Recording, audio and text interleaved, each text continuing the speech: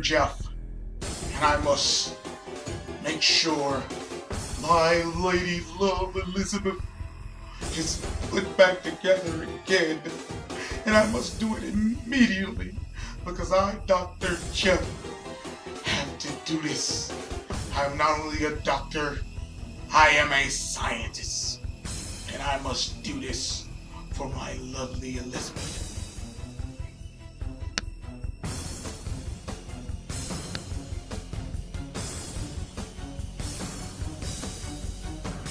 Let's do this for my Elizabeth. I will fix you, Elizabeth. Elizabeth. Well, congratulations, Science, and we're doing another horror review, and we're doing a horror review of a movie called FrankenHooker. Now, FrankenHooker is a movie that was released in 1990. The first time I actually saw this movie was actually 2 years ago, I believe, about 2 years, give or take. And the thing about this movie, I have to give you guys, if you have never seen this movie, I'm going to say spoilers, but at the same time, still watch the movie. It's a really, really campy, dark comedy, horror movie.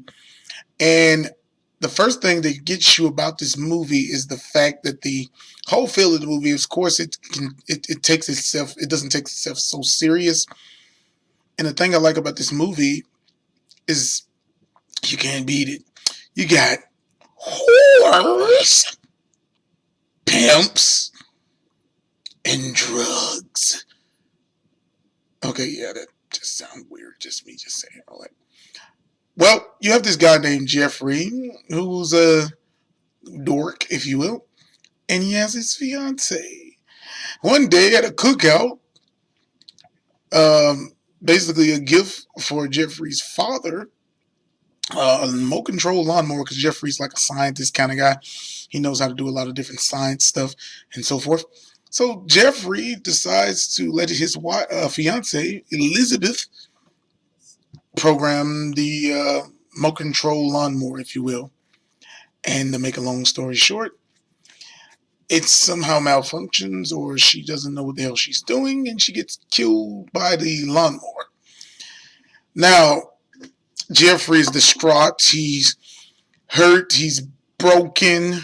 He's not what he should be, and he realizes that he cannot live without his beloved Elizabeth.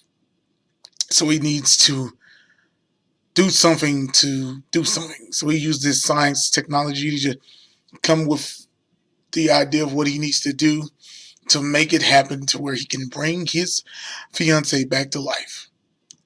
Now, the movie itself, like I said, it's very campy. It's it's a movie that doesn't take itself too serious. Believe it or not, this movie had a delay in getting into the theaters because it needed to obtain an R rating by the MPAA.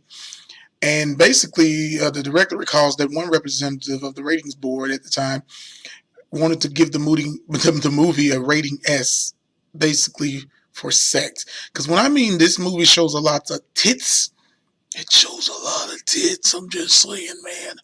A lot of titties. Big old boobies, mammograms, melons, hold those big old kahunas. Okay, what the hell am I talking about? Kahunas? Where did that come from? But anyway, the movie itself is not that bad. It does have a lot of feel to me of movies of like Reanimator and all that, and when it comes to the gore and so forth. But it's one of those classic movies where it's just a sick movie. Like I said, I don't want to give too much of the plot of this movie because I feel that if I do, I'm going to hurt the people that want to watch it and really enjoy it. But FrankenHooker, like I said, it's even the title, FrankenHooker. FrankenHooker. FrankenHooker.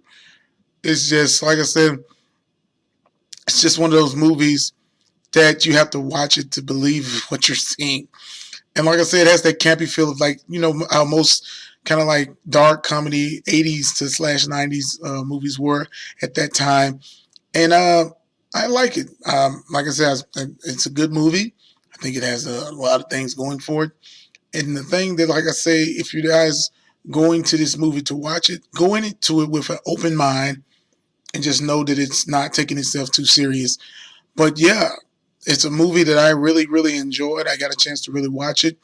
Like I said, I've watched it 2 years ago, and I recently just watched it again, and I felt to do a review of it because hell, it's a movie I want you guys to check out. But it's called FrankenHooker, and this is another Jughead 82 horror review.